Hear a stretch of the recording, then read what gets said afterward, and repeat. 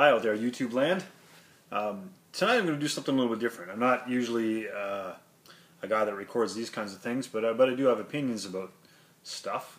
So this is a little session where I'm going to share to you my opinions about Warhammer Composition in tournaments, specifically. Now the reason this came up is Vince Venturella has recently sparked off a little idea that he would do a topic of the week talking about Warhammer, and this is through the Warhammer YouTubers Google Plus group that he has sparked this off. So I am going to make a link after this video is published so you can go watch his intro, but he's invited several others to speak about this exact subject and respond to his video. So this is what I'm doing, and that's why I'm here. Now, to precursor this, I should maybe say that I want to talk about this both from the background of being a player for a long time, but also being a tournament organizer for a long time. I did my first Warhammer tournament organization probably 15 years ago, and I'm doing my most recent one, and here's a minor shameless plug. I'm doing one in 2 months in Edmonton, Alberta on the 11th and 12th of July. So that'll be my next go around at Warhammer organizing. Now, to bring it into composition, I'm going to break this down into what I believe to be 3 different styles of composition and ways that you can take care of that in a Warhammer event. And then I'm going to kind of highlight on each one about what they hope to achieve with those restrictions, how it succeeds in doing its goals, and how it fails. And then I'll kind of wrap that all up to a conclusion at the end.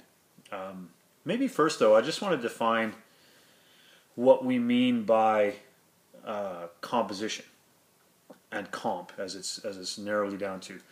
Now, the basic way to play Warhammer is, with the new recent standards, is you have a certain percentage that you can take in your various different categories of units. Lords, Heroes, Core, Special, Rare. Now also within that, the Warhammer rulebook says you got to have a minimum of 3 units. It says that you can only have a maximum of 2 repeats in the rare section, and various other things along the way. Okay, so that's basic army composition, and that's the first kind of thing that we do comp with, and it's the most common thing that we do composition with in Warhammer. So to elaborate on the styles that we do this, the way that we might restrict how you write your army beyond the basics is how it's read in your rulebook, is that we might say, for example, you can't have any lords. We're playing a small point level, less than 2,000 points. You don't get to have any lord characters. That might be one restriction, and that's a hard restriction, right? It just says no. There's other variances to this, and I'm going to leave it up to the other guys, Vince and some other guys that he's replied to talk about what I like to call soft comp. And these are the styles that the ETC does and that the Swedish comp does. So rather than go into depth about what those styles are, I would just simply say that what they generally tend to do is they'll say, you can have this thing, but you can't have this thing. Or you can have one choice from this group, but you can have 2 choices from this group, or something to that effect. The Swedish comp system is a little bit deeper, and it has all kinds of mathematics you have to incorporate to do it, but it effectively says you can take whatever you want, but it costs you composition points along the way, so it lowers your score of your composition, and the lower down you go, the more handicap you give yourself in gameplay. Okay, so again, to define what I mean by a hard comp says you can't do that, or you have to fit within this, whereas the other ones say you can take whatever you want, but consequences for either. Okay. Now, what they're trying to achieve in doing these kinds of hard comps and how they restrict your army choice and how you make your army list is to balance the field. Now, the other guys have spoken about this too, so I'll just touch on it briefly and say that what we commonly hear in Warhammer events is X army is way above the rest of the field, or Y army and Z army are way behind the field. and they just don't have the tools to compete at the same level as the other ones in regular games of Warhammer. So we apply these kinds of restrictions to that, and the more in-depth ones like the Swedish and the ETC tries really hard to do this. Let's give you an example actually. The ETC is one that offers just plain old extra points to armies like Tomb Kings and Beastmen, and I think they even did the same for Bretonia in their recent edition. Okay, whereas the Swedish one will, in their style, they might have a lesser penalty of composition points for those weaker armies, but be really harsh on a Nurgle Demon Prince, for example. Okay, and so again, you can certainly take those things, but again, the point is that they're trying to balance the field in doing these kinds of things. So it feels like if you're a Beastman up against a Dark Elf, that you've got an equal footing to play that game and to compete. Now, to further on and talk about how it fails at doing that, because I want to start with the negative and end on the positive with all these, is that these kinds of restrictions are, well, the restrictions. So the first thing that it does off the bat is it tells you, in some ways, whether it be the soft or the hard comp, you can't play with that model.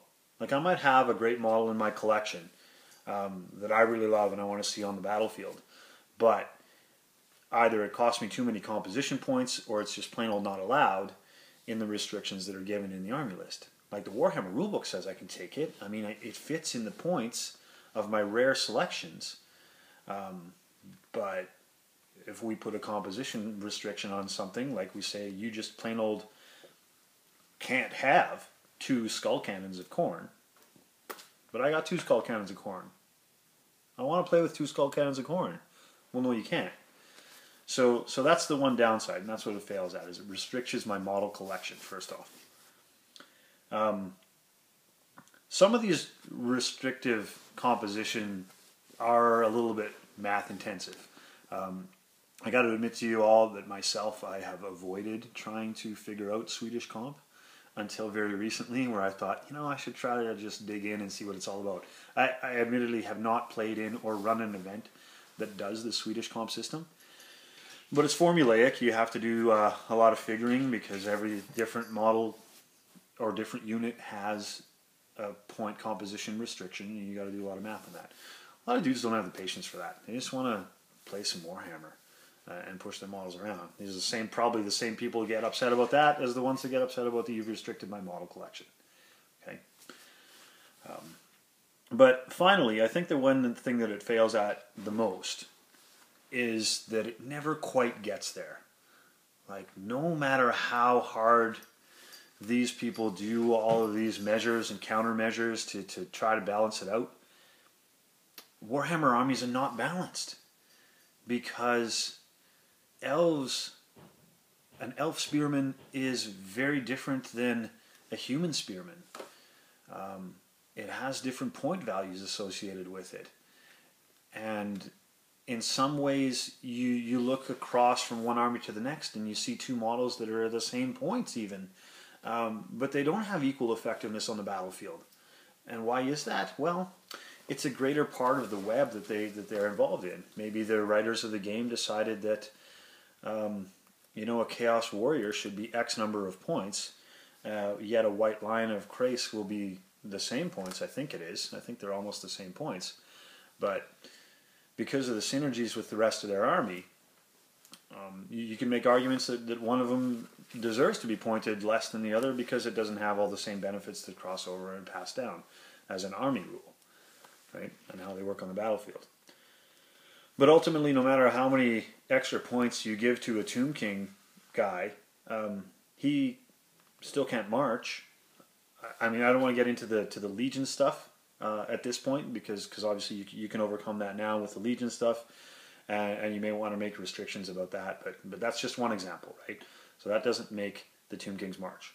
No matter how many extra points you give to the Beastmen, they are still going to fail a panic test to a Skull Cannon sorry, not a skull cannon, but a hell cannon, because their leadership is terrible, right? You can't fix that with army restrictions and giving them extra points. Okay, so across the board, let's just accept that that not all armies are equal, and not all armies are capable of doing the same thing with the same points value.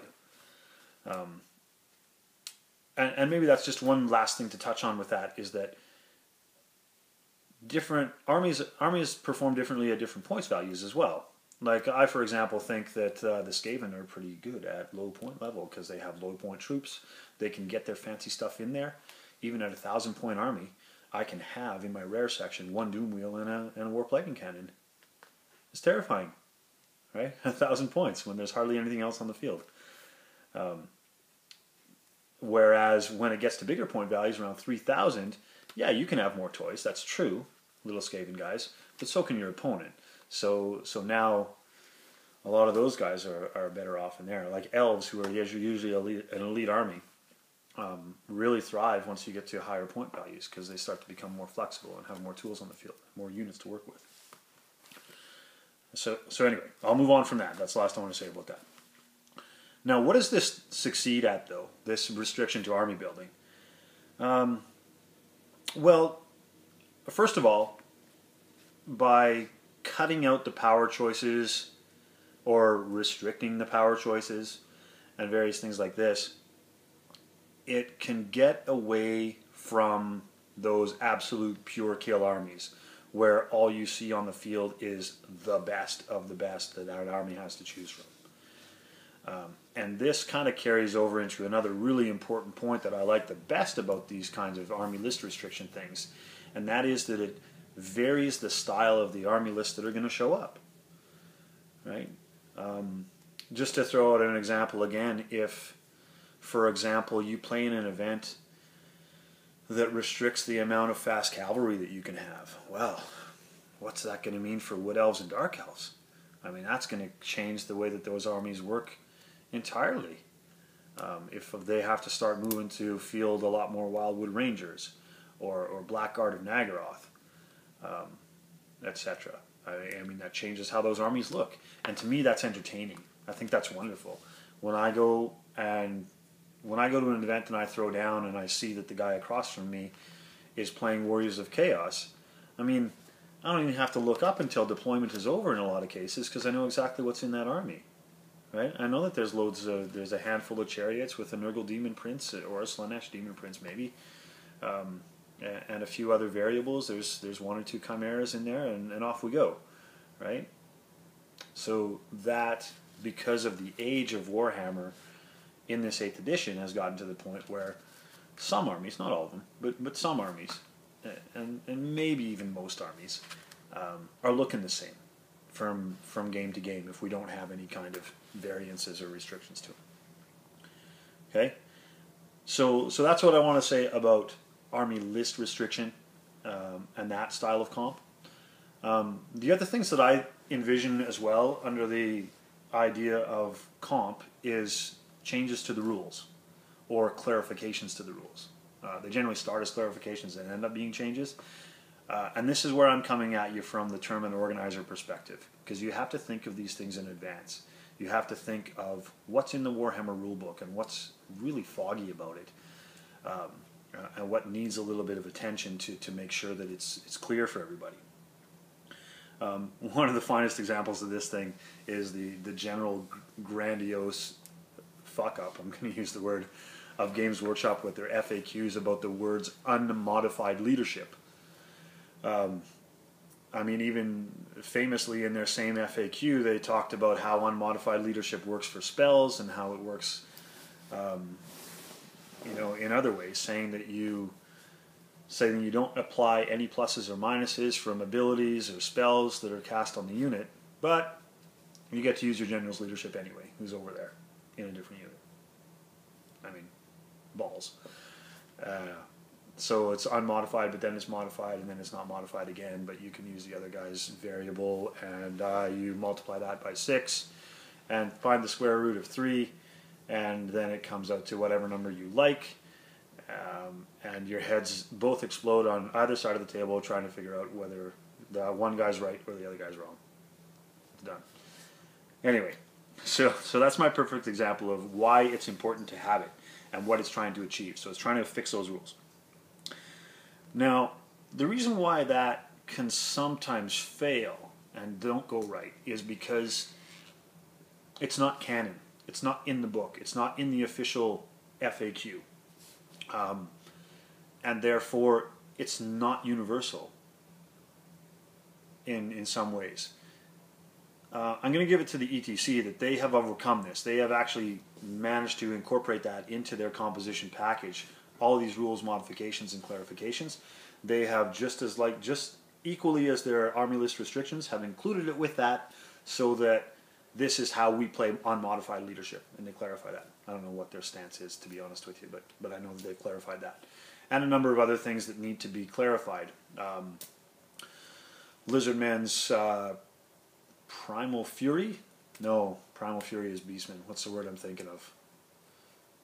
Anyway, the one that gives the Saurus the extra attack, whether that's allowed to happen in the front rank or both ranks or all the ranks, I don't know. I've clarified. But that has to be done universally for it to really be truly effective. So therefore, it's kind of subject to your local meta, the group that you play with. If you have a group where you have a bunch of staunch lizardmen that are leaders of the community, and they all argue that the way that lizardman rule works is like this, then your group is probably going to accept that. But if you're in a local area where nobody has a lizardman, or else one guy has a lizardman and he's not a real strong personality, and he's bullied into the idea that Saurus only get one attack from back ranks no matter what you say, that's probably how it's going to be written in your comp pack for the event in that area. And you can deal with it. But of course, the benefit and why we do that as a tournament organizer, we want to spell that out and we want to make that available to people so that it avoids any kind of arguments or disputes before they even happen. Okay, so for myself, for example, once this unmodified leadership thing came out, I took a very firm stance on that, and I just said it's whatever is printed on your piece of paper on your stat line for that unit. That's it. You can cast Doom and Darkness on that guy. You can have a general nearby. You can have a banner of discipline nearby. None of those things matter. It's the number on your paper. That's how I believe the word unmodified is defined in the dictionary, and that's how I define it for the events that I do. Okay, really important to clarify that. And what does that do when you tell people up front before the event even starts? No disputes about it. Everybody's fine with it, and that's how that works.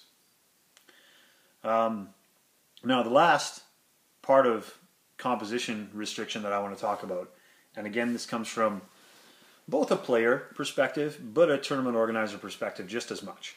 And this is in changing the objectives of the game. Now, here's what I mean by this is predominantly how we handle scenarios. Okay, so again, if we go back to the Warhammer rulebook, we have a handful of 6 different scenarios, and technically, you're supposed to roll for that, so it's supposed to be random. Technically, you're supposed to roll to deploy scenery and choose that out of your collection, assuming everybody has an infinite collection of scenery. Those kind of things aren't quite practical when you're doing a tournament event, so we have preset scenarios. They may be out of the rulebook, they may be ones that are entirely made up. But scenarios change the objective of the game, and it's not just about kill. Always. A lot of tournaments, the predominant amount of tournaments, and I understand this from my exposure to the UK scene, is that they almost only play exclusively, or until recently anyway, just a battle line scenario. That's it. And you just add up victory points, you smash them, you kill them, you add up victory points, and you're done. Boring as hell to me to imagine that that's the way of things, but anyway, that's what floats their boat. That's what they feel is the equal measure, so that no matter what game you play, you know what you are getting into when you're going for it. There's no surprises. So what the other scenarios that come out of the rulebook, I guess, let's talk about this, is the famous ones of the Watchtower and the Blood and Glory. We'll also have different victory conditions altogether. And they're supposed to be just hold that tower at the end, you win. Break your opponent's fortitude, you win. Nothing else matters. Doesn't matter how many of your guys die along the way. Nothing else matters. Now, what it hopes to achieve when we kind of view this again, and what it hopes to achieve is we want to give some variance to the victory conditions. Again, back to the idea that all that gets played in a tournament is a battle line scenario, and that goes on ad nauseum. Might make me stop playing Warhammer in tournaments if I lived in the UK and that was the only thing available. Thankfully, there's not. That's evolved. So I don't want to dwell too much on that. But what we hope to achieve as tournament organizers in this is to give you different experiences. Okay? The downside is that, especially when we try to go outside of the Warhammer rulebook and create our own things, is that it can be a little complex.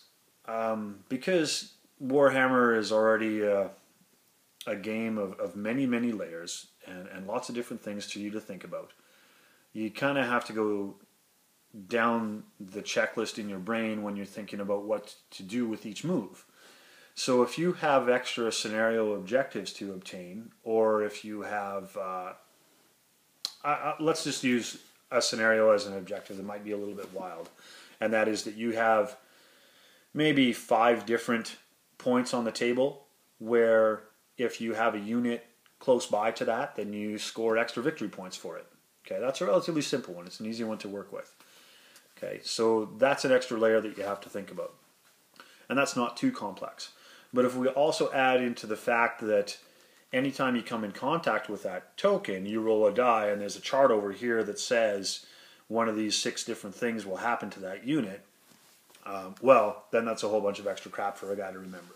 So that can sometimes be cumbersome, I'm willing to admit. So at the cost of being novel, at the cost of being a variance to how people do it, you have this extra complication that stuff may be forgotten about, right? And you just made it a little bit unattainable for people. Using the word unattainable again in a different way, the other thing can be that sometimes you can make scenarios that are unattainable to a particular army. A breakthrough scenario, for example, where the objective is to get as many of your own units as you can across the opposite side's deployment zone.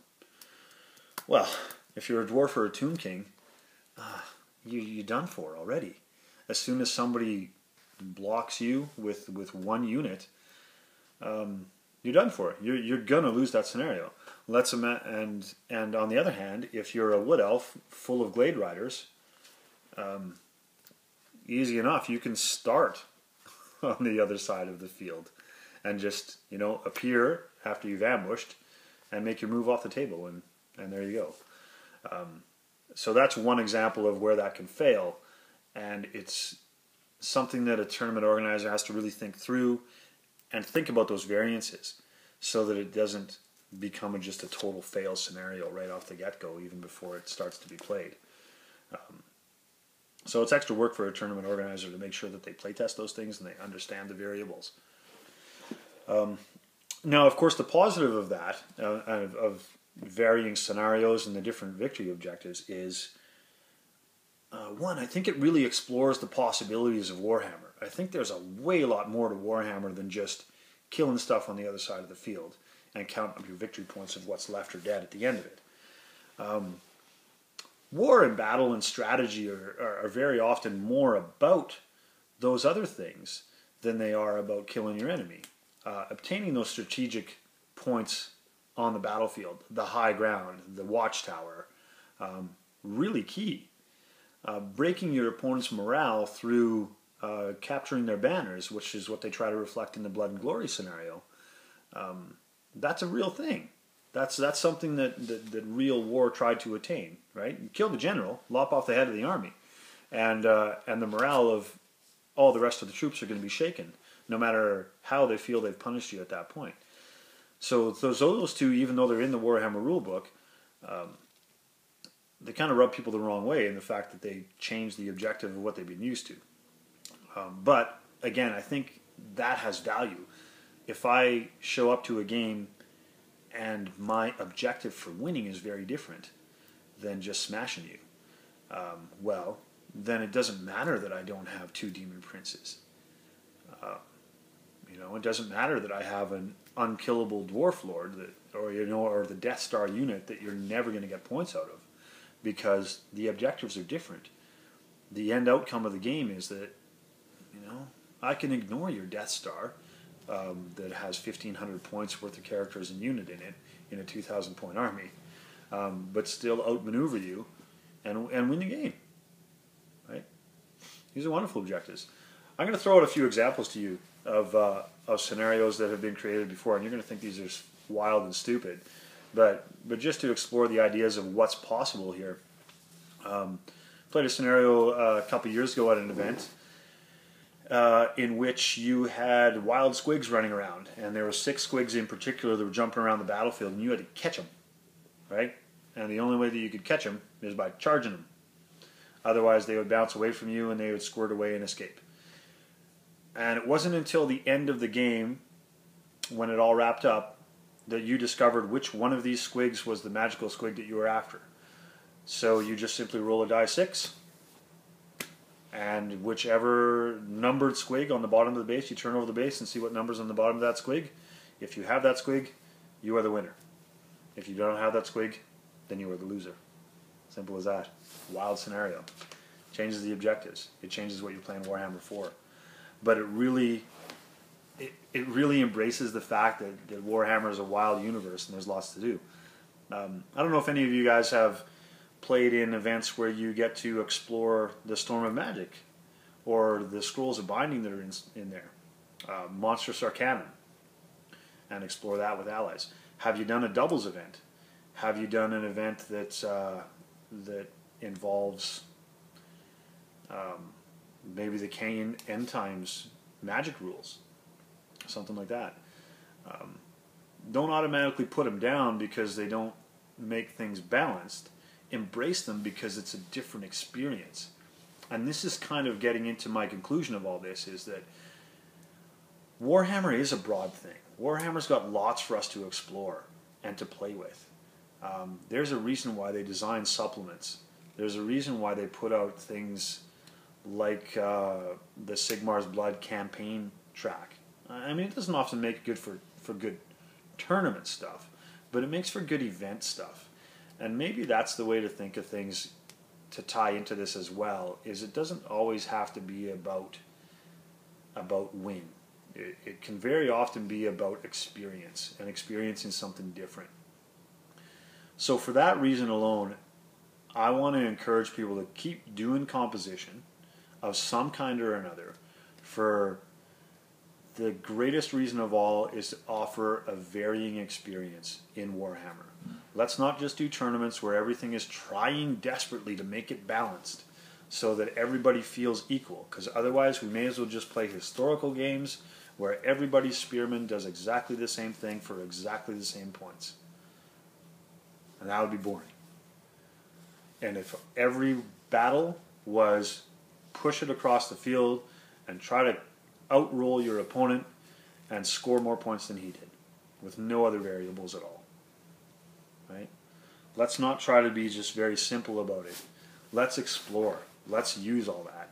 And the reason why composition is still valuable, no matter what you choose, whether it's an ETC or a Swedish or a hard restriction or something like that to how you make your army list, and whether you're playing stuff just out of the rule book or you're making up your own scenarios, the point is, let's have some variance. Let's explore. Let's embrace all the different things that Warhammer has to offer. So out of all these things, my favorite way of comp, I guess, you've probably concluded this already, is by doing scenarios. Different scenarios is what brings the field to, again, it's never going to be balanced, I guess is the one thing I want to add here as a caveat before I finish off. Never is it going to be balanced, Never is going to feel totally equal. But that's the one variable that I embrace the most, because it can make you play out the game. Like, you got to play out the game to find out what's going to happen, because it might not go the way you think, and it's a broad spectrum of a world that we can play around with Warhammer. So let's keep doing it, people. Composition, I guess that's my rundown of what that is. That's my response to the topic of the week by Vince Venturella. For those of you that have listened through this, you know what? I'd kind of like to know a little bit about how it operates in your neighborhood. If you are getting variants in your events that you go to, or if it's standard stock stuff from one event to the next in your neighborhood, and your local meta. I know that's a fun word to say, but in your local meta, if it's all the same, if it's variants, I kind of want to know what goes on around there, just for my own curiosity. So do check those things out. Check out the YouTubers Google Plus page, where there'll be a compilation of all these thoughts week to week. And again, thanks for being involved in Warhammer. Thanks for paying attention to watch here. And we'll probably do more of these now that it's a regular thing. Maybe it'll be a regular thing. Okay. Good night, everybody.